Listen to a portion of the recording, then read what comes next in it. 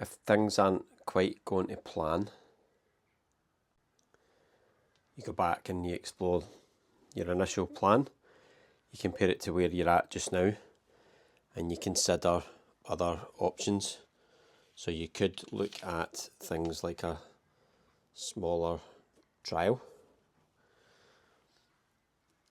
and take a really bite-sized approach to what you were planning to do, so scaling it right down. You could adjust the approach that you're planning to take. So if that was, I don't know, say you were doing a community asset that was a climate asset, you might scale it down to something that's small scale. So instead of it being a community renewable, it could be a renewable project on a single building or an energy efficiency one. So you could completely change your approach.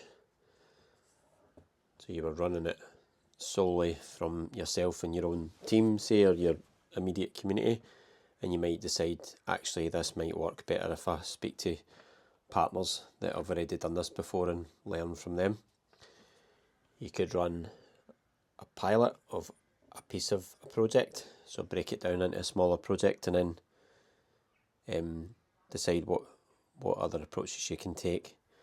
So what leads to this? It could be bumps in the road, so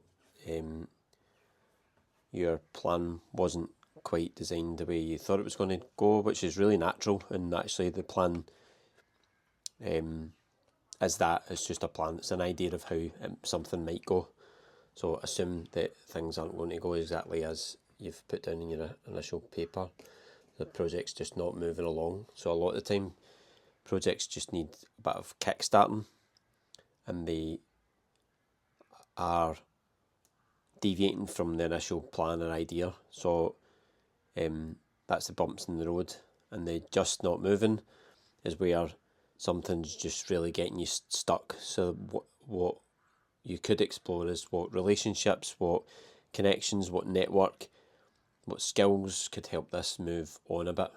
So again, running smaller pilots and getting support to run those might be an option. So sometimes, like big, huge projects, something like a small Awards for All grant or a small social enterprise grant or something might help you get it moving in the first place and prove your concept of it.